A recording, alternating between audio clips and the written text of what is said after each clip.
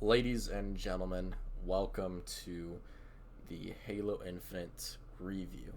This is going to be a complete and total review of Halo Infinite's campaign and multiplayer. And I'll be honest, I've been putting off this video for quite some time now just because making this video has honestly been stressing me out. This game definitely meant a lot to me as a Halo fan. And in a lot of ways, this game met my expectations and exceeded them in a lot of ways. But in a lot of other ways, it definitely came up short. And I kind of want to talk about all these things here and kind of get my thoughts about the game into a video finally. And let's go ahead and talk about this game. Alright, so with all that in mind, let's go ahead and get right into it.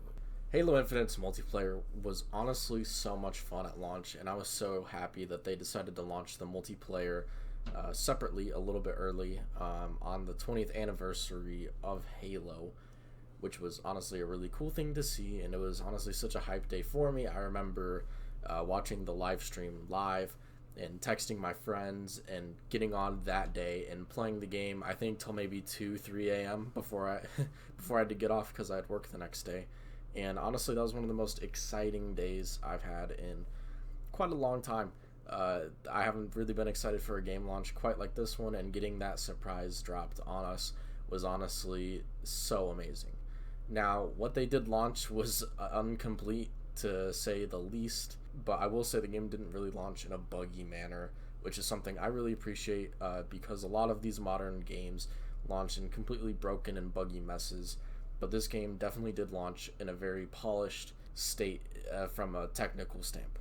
But in terms of content, this game was seriously lacking. First thing we got to talk about right now, there was such a huge lack of playlists at the start of the game, so if you wanted to just turn your brain off and play Slayer, you couldn't do that. If you wanted to play objective modes, you couldn't do that because you'd sometimes get into Slayer matches, and that also applies to Big Team Battle. Let me get this straight. There was only 3 playlists at launch. There was a quick play playlist, which was just your 4v4 Slayer.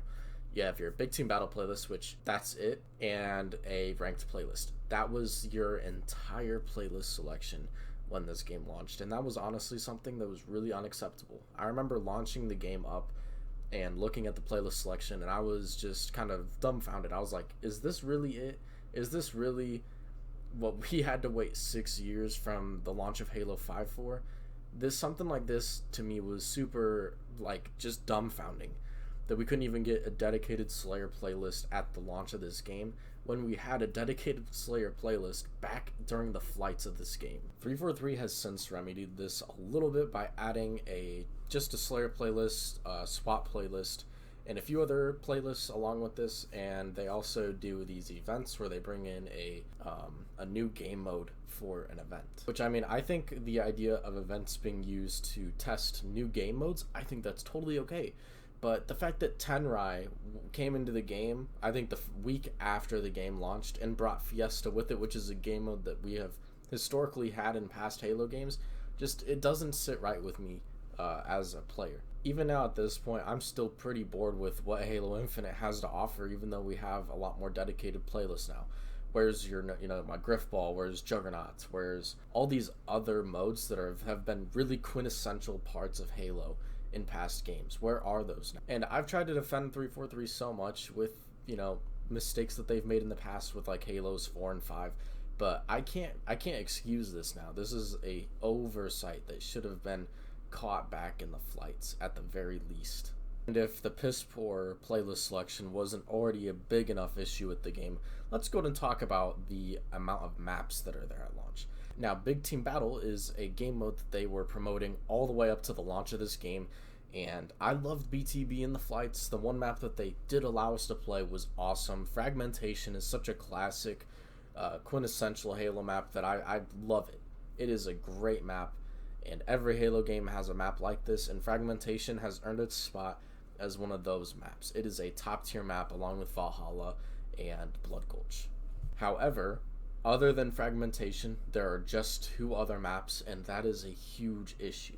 The fact that there is only 2 other maps and only 4 game types to play these maps on, it gets BTB so stale so fast. Even though there's so much awesome gameplay moments that can happen match to match, the game just gets so stale after a certain amount of time just because there's such little content.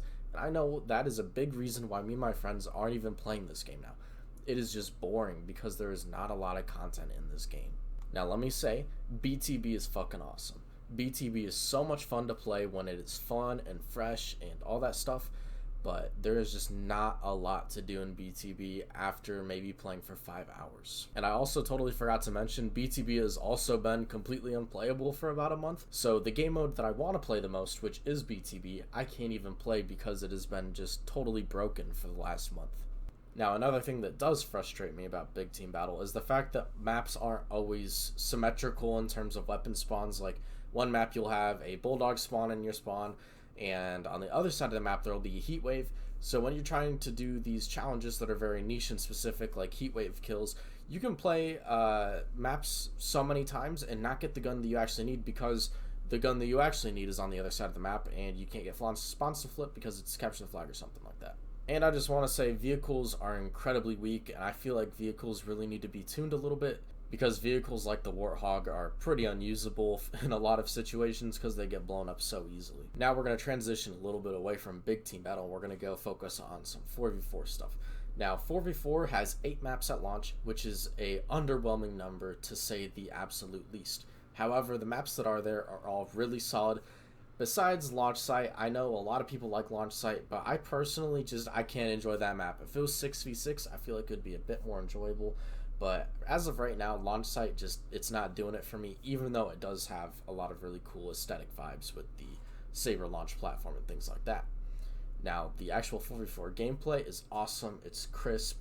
It is classic Halo that I love. However, at the launch of the game, there was literally one playlist, so if you didn't like Oddball or Capture the Flag or Strongholds, you were shit out of luck and you had to play all those modes. And this is where the problem really starts to sit in. Once you start playing the same 8 maps with the same modes, the game gets so unbelievably stale and unfun to play. And that is a huge issue on why I think Halo Infinite's player count has not been able to stay at where it was around the launch time. It's just because the lack of playlists, I should say, and maps all accumulate to people not wanting to play the game, just because after you play this game for about 10 hours, you have seen just about everything there is to do. For me, this was really disappointing. I was expecting so much more to be at launch, and I was so underwhelmed with how little maps there were. I mean, this game has been in development for 6 years, and I get that they're doing this live service model thing, but they gotta have a decent chunk of content there at launch to keep me playing this game, especially since the next season isn't coming out till May. Like, we have 4 months still of content that needs to get put in here, and these events are personally not going to keep me coming back to this game. This was honestly such a critical oversight when games like 4 and I think even 5 had easily as much content, if not more, than this game. And that's something that's really disappointing for me. And I really hated to see that because I feel like after Halo 5's launch, especially, the 343 would have learned from their mistakes. And it does not feel like they've learned from their mistakes at all with the multiplayer. The day I'm recording this on is January 27th. And looking back at the launch, I couldn't be more disappointed in the launch of the multiplayer for this game just because of how boring it's gotten for me. I've almost hit Onyx in Ranked. And after I hit Onyx and Ranked, I really don't see any reason in coming back to the game unless there's some cool armor that I want in these events that only happen, every other week or something like that. This is something that's really disappointing for me, and I really hate to see stuff like this, especially when games like the Master Chief Collection has so much more to offer in terms of gameplay variety. Something else that's really also disappointing as hell is the lack of Forge. The lack of Forge at the start of this game, I can't even begin to tell you how much this hurts the overall longevity of this game. Now let's go ahead and imagine here real quick, if this game launched with Forge, how much healthier the player base would be. We wouldn't have to be totally reliant on 343 to give us game modes and game types when we'd have people forging and creating their own game types and maps for us. This is such an oversight, and I don't understand why they can't launch a Halo game with Forge. That is something that has been totally overlooked in my opinion, And honestly, this is something that is really disappointing at this point. This game probably should have launched with Forge, or it probably just shouldn't have launched at all. Hate to say it. This personally is something that's going to drive me crazy until we get Forge. Halo 5 had one of the best Forges, but it couldn't even launch at launch. Halo Reach, in my opinion, still has the best Forge outside of 5, and it launched with the full game. And Halo Reach's Forge, I have so many memories and so many hours just on Forge World forging some random shit. Like, I can't I can't even tell you how many hours I've spent with my brother fucking around, making bases and driving Scorpion tanks at each other just in Forge, having fun. The fact that this game did not launch with Forge is a crucial oversight that's going to hurt this game in the long run. It's going to take this game longer to recoup the amount of players that it's lost because it doesn't have Forge at launch, and that is something that is really disappointing for me to see. So many Halo communities formed around the uses of the Forge tool straight up don't have a place to do things. I know many people who use Halo just for the Forge tool and not necessarily for anything else about Halo. That is something that is really disappointing, and I hate to say it. Now we're going to talk about the progression of Halo Infinite, and this part is going to be brutally honest. It is the worst progression system in any Halo game I've ever seen. This is atrocious. This is something that should have been taken. I don't know what the fuck happened at 343 to make them think this progression system was the progression system to use, but this shit was fucking awful. Now I get it. The progression system has had loads of improvements since launch, but if you are going to improve shit and make shit shinier, that doesn't fix the problem. The fact of the matter is, this progression system is anti-player. This is pro battle pass and anti everything else about the game. This doesn't encourage you to play the game for long. This progression system as a whole encourages you to play 6 to 7 matches a day, and that is such a fucking disappointment for me. I remember the first time I got Halo Reach and slapped that bad boy in, and I played my first match, and at the end of the game, I had my Spartan pop up on screen, and then it would go through giving me credits for every single thing that I did, and that was fucking addictive to my little 12-year-old brain. I played that game so fucking much because the progression was so addicting. It had a grip on me as a child. I just wanted to get my chores done and play Halo Reach all day because the progression system was so great. Now, this progression system makes me want to turn off my fucking PC and not touch the game again. This progression system is atrocious. This progression system doesn't reward you for fucking playing the game. This game rewards you for doing fucking challenges. Challenges are not a bad way to progress at all, but there has to be something as well as challenges. Challenges should be the icing on top of the cake for progression. But the fact that there is zero progression in this game besides a battle pass and challenges to progress through the battle pass makes this game incredibly horrible to play. You do not feel good after playing this game for 6 hours grinding challenges. I can't even tell you how many times with the challenge resets I have just grinded all the challenges out in one day just so I can get them over with, because it is unfun to play the game. I don't think any AAA game I've played in the last 2 years has had a progression system this awful. Apex Legends does not, Fortnite does not, Battlefield 2042 it's close to being as bad, but it doesn't even have a progression system this bad. This game has got to get a complete rework of the progression and challenge system in this game, because it is awful. It is a 1 out of 10 in my book. I don't want to grind this game. This game is not fun to play for a long period of time if you want any sort of, record. And speaking of record, there is no fucking record of doing jack shit in this game besides the amount of games you've played, I think, and kills. What the actual fuck? Why is there no service record? Apex Legends does this better, and they don't even do it well. You have to, use your crafting medals to see what sort of progression you've made throughout the game. That is something that people love to flaunt and flex. They love to flex how many hours, how many kills, their KDR, their assists. They love to flex every single fucking stat in this game. but you can't do any of that. This blew my mind. The first day I was fragging out. I dropped multiple 20 bomb plus games with high KD, and I went to go check my stats. I was like, oh yeah, I was probably fragging. Let me brag to my friends about this shit. There was no stats anywhere. I downloaded the Halo Waypoint app. I'm like, surely there can't be, a lack of stats on Halo Waypoint, and there are no stats present on Halo Waypoint. I can't even make that shit up. Why the fuck aren't there stats? There are stats in 5, 4, Reach, 3. ODST even had Firefight stats, but this game doesn't even have stats. Halo 2 and 1 have better stats than this game. That is abysmal. There is no excuse a game launching in 2021 should not have any way to show off your stats to your friends or have any sort of service record, period. This is something so... I can't even display my frustration with this. I don't know how the fuck you launch a game and put prices in the store so ungodly high and not even have the basic core fundamentals of a fucking video game. I don't even know what to fucking say. This is a massive oversight, and this shouldn't have even got past beta testing in the flights. The best thing that they can do to fix all this, they need to add a way to track your stats. They need to add Reach's progression system, basically, and then just have challenges be a icing on the top type of thing, like it should have been from the fucking start. And now we're going to go ahead and talk about the armor and core customization of this game.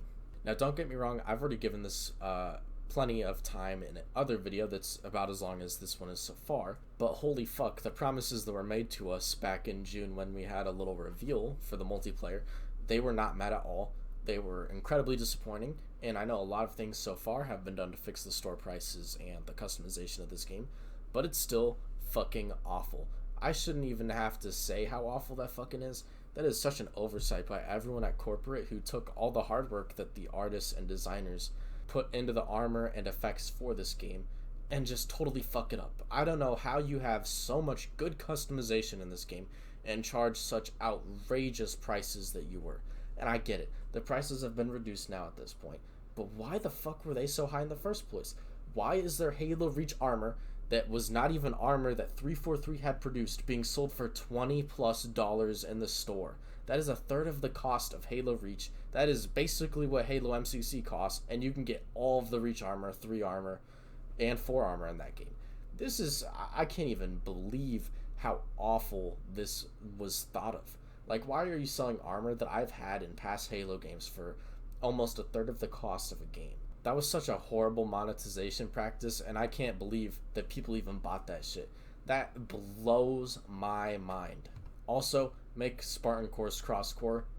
Thanks. I'll be honest, I'm definitely done talking about customization as a whole and the prices of the store, because it as a whole, it pisses me off. Especially since I paid $60 for the full game. I think that's such an underlooked part of this. Why did the people who paid $60 for the campaign not get any armor, even though the things are called Spartan Lockers? No, but we only get a few decent coatings and a bunch of shitty, useless emblems that nobody fucking asked for. The campaign for this game was pretty damn good, but I really don't think it was worth $60 on its own. I'd give it about a $40 price tag on its own, which leaves you about $20 for customization shit that we just didn't fucking get. I don't even understand how that's possible. Overall, the multiplayer for this game was utterly disappointing, and honestly, if it wasn't for the fact that the gameplay, gunplay, and customization looks good, this game would probably get a 2 out of 10 for me. But the gameplay alone carries this game to getting a 5 out of 10. There is so much work that needs to be done before this game can get any higher than a 5, and we're only going to have to wait 2 to 3 more years for this game to get complete on the multiplayer side of things. That is something that's really disappointing for me. I gave 343 a lot of the benefits of the doubts on the game coming up to launch, and it's really disappointing that I was proven wrong in a lot of ways, and honestly, I gotta blame that on 343 alone. So yeah, now we're gonna move into the part of the video where I can actually talk a lot more positively about things, and that is gonna be the campaign, because I actually really enjoyed the campaign, and I'm gonna tell you why I enjoyed it and why I think you should play through this campaign. Now first, I'd like to go and talk about all the things that I didn't like about the campaign, just so I can get all these parts out there, and then I'll tell you everything that I did love about this campaign. So I want to say I thought the opening for the game was honestly pretty solid. I was really happy with Master Chief getting his ass fucking kicked, but there's one main problem that I have with this, The whole opening with the Infinity should have been an actual mission itself. I feel like fighting through the Infinity, starting off like talking to Lasky or some shit, and then fighting your way down to the hangars, you can see Spartan Griffin there, and then, you can see Locke, all these people, and then you can still have your mystery with what happened to everyone as, with your audio logs and things like that, but you saw and played through the invasion of the Banished. And, you can see the Banished absolutely going ham, and you can establish the Banished as a threat, which I think personally would have made the campaign a little bit better and added a lot more context. But I think the overall opening where Master Chief gets picked up by the pilot, and you get to see a lot of the development that the pilot's going to go through, and then boarding the ship, running into Eshram for the first time, and then destroying the ship, was such a great way to mirror the past Halo games where, you're on a ship and then you escape the ship. I think that was such a great way to start the game. The interior of the Banished ship was awesome, and I love the getaway sequence where you're getting away and grappling on these crates and things like that. It really makes you feel like an absolute badass unit. You feel like the fucking Master Chief in the books playing this game. I also personally really enjoyed how they shot everything in one shot. It really feels fluid and seamless, but I do think that there could have been maybe one or two blur cutscenes in there to mix it up a little bit, like a flashback to the big battle that was going on in the Infinity, or a big battle of the troops on the Halo ring. And I feel like that was another missed opportunity on 343's end. But I did enjoy how the camera was presented so far. Now, mission 2, where you were actually on the ring for the first time, and they put you in this Forerunner environment, and they give you the total freedom with your grappling hook to, climb up these really high spires. I was so pleased to not run into any kill barriers. That was such a worry of mine, that I was going to run into soft boundaries that were going to say, hey, fuck you, get back to fighting, or some shit like that. And I never really felt restricted at all in this game. There was only one point in the game where I did feel restricted, but we'll get there a little bit later. But I loved how the architecture looked. I loved how the enemy engagements worked with the duality of brutes and elites, and how jackals can now tilt their shields up. It really makes gun and gameplay encounters so much fun. And grunts are assholes, and I love it. They are probably one of the best parts of the campaign. And honestly, the gameplay itself is an easy 10 out of 10. It is probably one of the most fun Halo games to play ever, with the grappling, the barrels, and just fucking Donkey Konging the fuck out of some guy. It is awesome.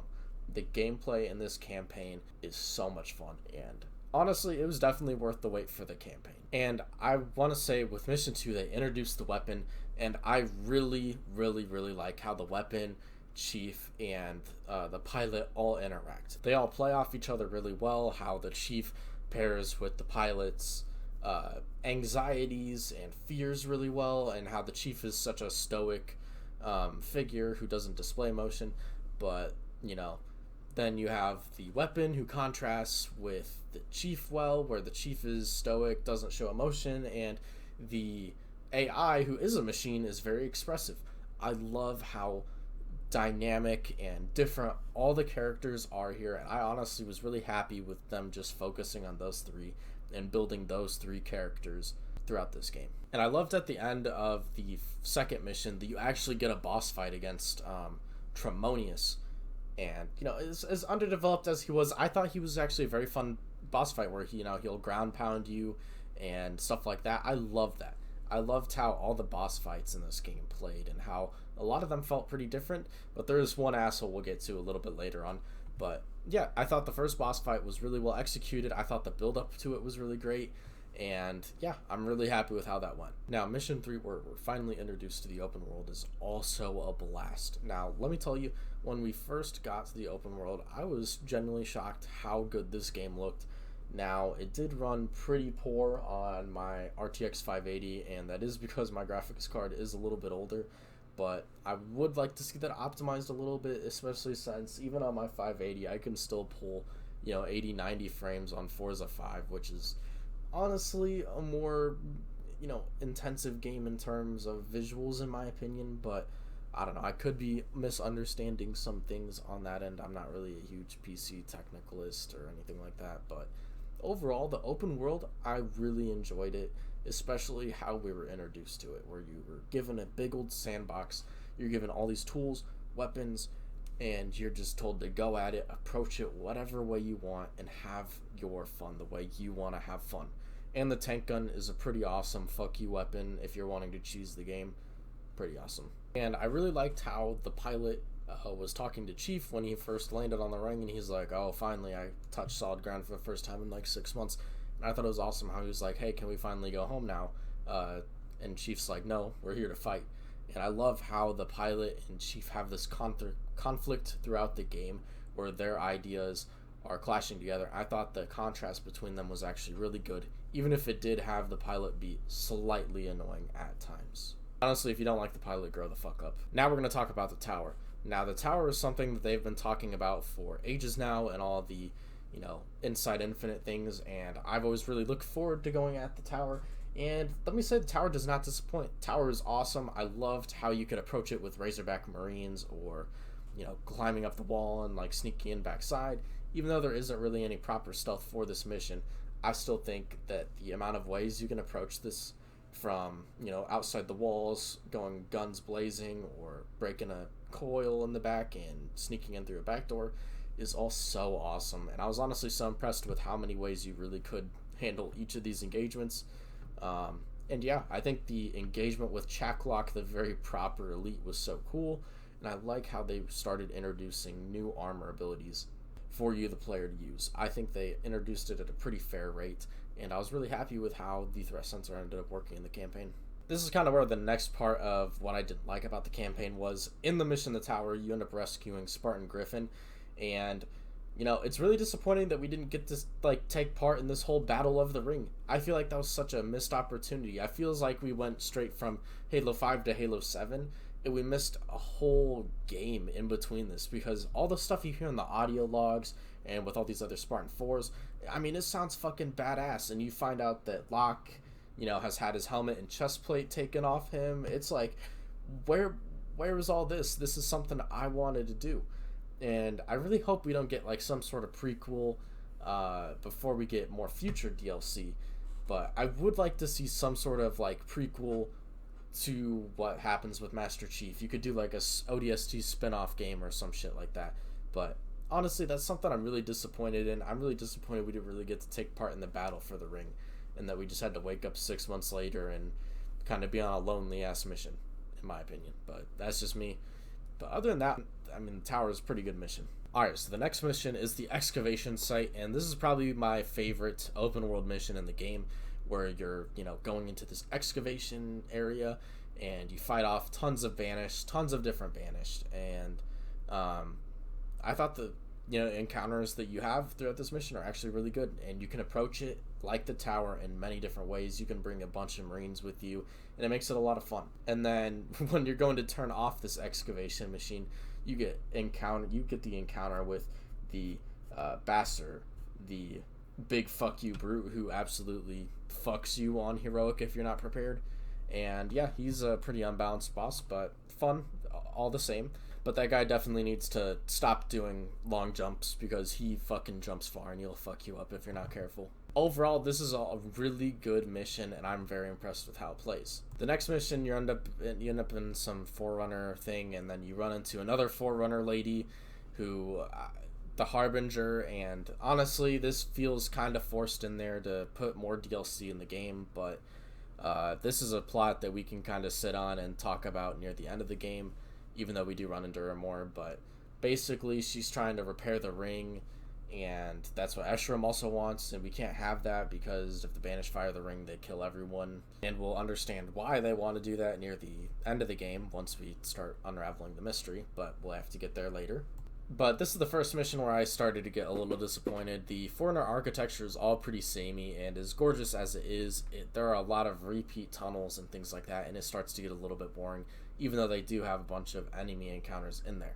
This is one of the issues I had with Halo Combat Evolved, is samey shit throughout the game. This mission was alright, but I really expected a little bit more.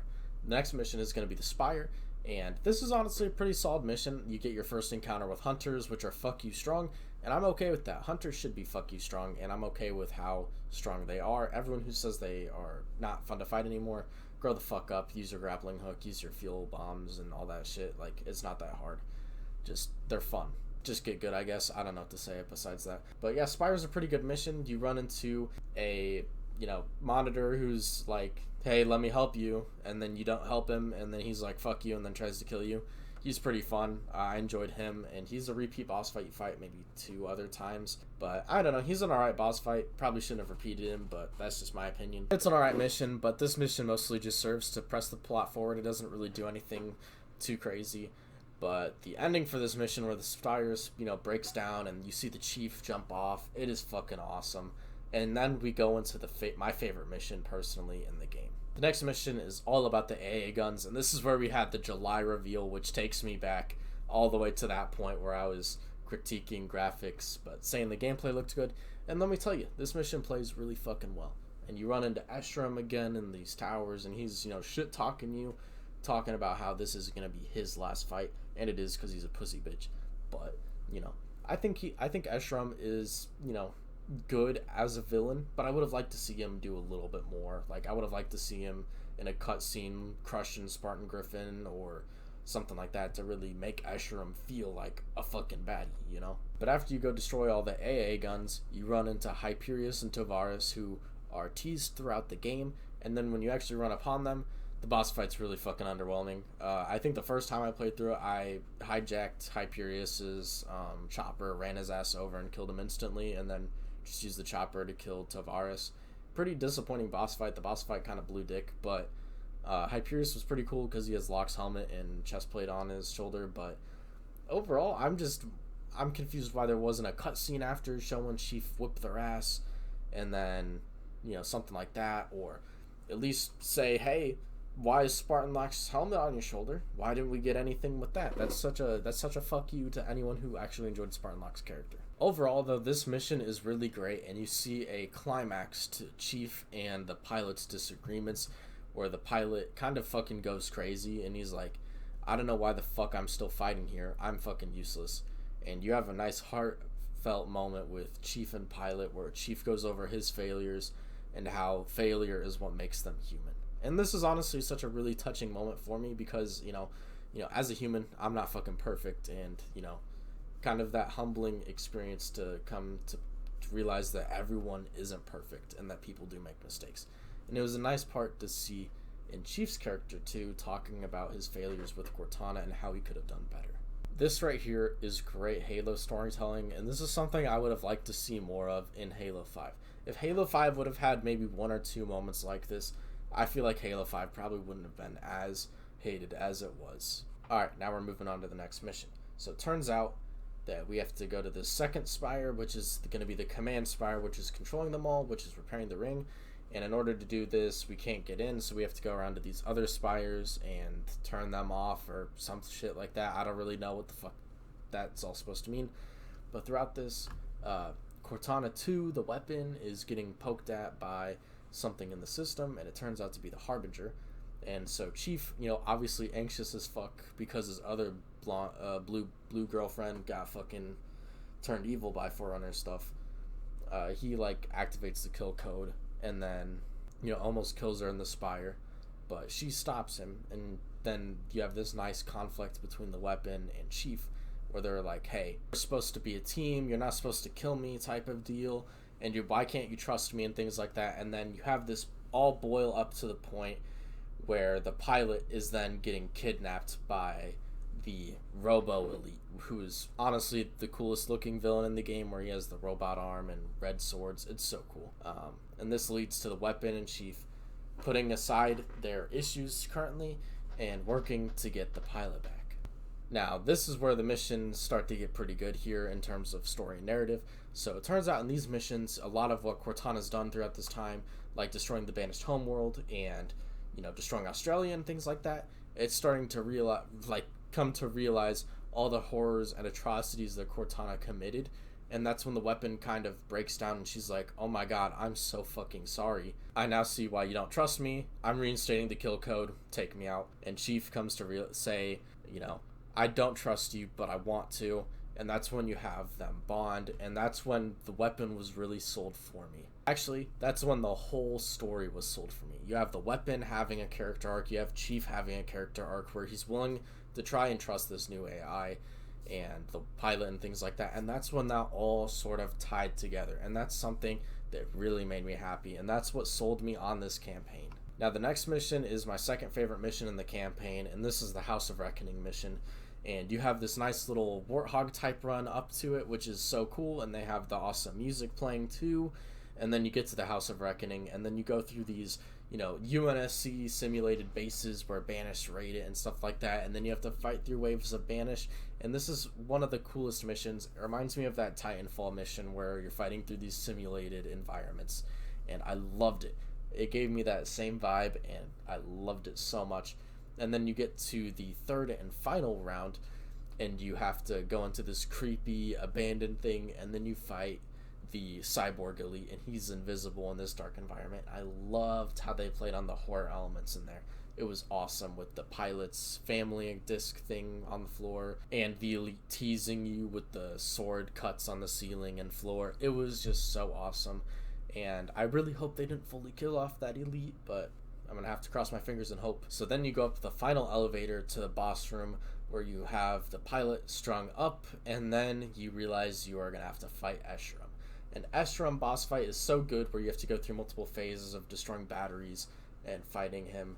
And honestly, I really enjoyed how epic the fight was. I did want a little more out of Eshram, and like a cutscene or two showing him actually doing stuff besides talking to you over the camera.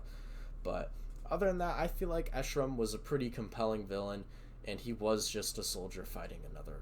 It's a damn shame that Eshram had to die, but he needed to die so Atriox could be the main villain, which is disappointing that he wasn't the main villain in the first place. But anyway, we'll just kind of push that to the side and keep going forward. Now, the last mission is kind of an emotional mission where you kind of have to finish stopping the Endless from coming about, and on this mission you also run into Cortana's death, which is honestly pretty sad, and I thought the way they handled Cortana's death was really good. So after you beat the Harbinger, she ends up transmitting whatever data it is to someone, and you end up defeating her. But after that, you get a hologram recorded message of Cortana, and it's kind of, in a way, like 343, also talking to us, the players, like, I've made our past mistakes, but I'm trying to fix them. I want you guys to, fix them with us, or some shit like that. But honestly, this really sold me on Cortana's death, more so even than Halo 4. And it really was sad to see her go. It did even bring a tear to my eye when it happened, but that moment is short-lived because the thing is going to collapse, and then the weapon, the Chief teleport out, and then you get the final cutscene with the weapon, the pilot, and Chief, and the weapon finally gets her name, and she decides to choose Cortana, which honestly I'm okay with. I'm sold on the weapon as a character. And you also learn the pilot's name is Esparza, and then the game ends.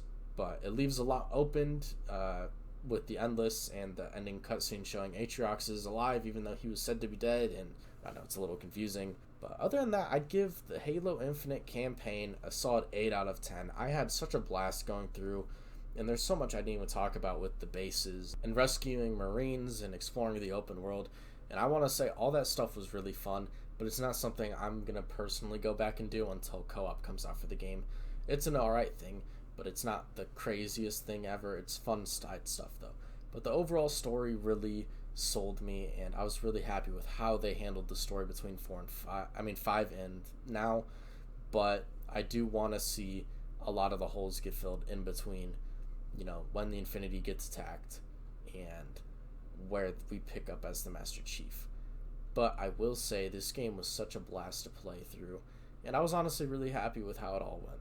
And I can confidently say for the first time in a very long time, I'm excited to see the future of Halo's story. But we're gonna have to wait a while for that. My concluding thoughts for Halo Infinite is that the game has a lot of potential going forward, but there were still a lot of things that really disappointed me as a fan. And honestly, I can't say the game is a totally awesome game or a totally bad game, but I will say this game does things that are both awesome and bad. And that's something that's kind of disappointing. I was really hoping this game would just be an awesome game, but there were definitely some things in this game that were pretty fucking bad and pretty unexcusable at this point. And I get that there's a lot of development hell with this game, and that's something that's really disappointing to see. And this is nothing on the employees' fault, the ones that were developing this game. This is more of a corporate issue and a culture issue at 343 rather than an actual poor performance issue. Everyone who made this game, thank you very much. And I really enjoyed my time with this game, and I'm going to enjoy more time with this game as future DLCs come out. But other than that, that's all I've got for this video, guys. If you did enjoy, slap like, subscribe for my vocal cords because they're fucking dead after this. I've been recording for about 40 minutes now. But yeah, that's all I've got for this video, guys. Stay hydrated, and we'll see you in the next video. Peace out, boys.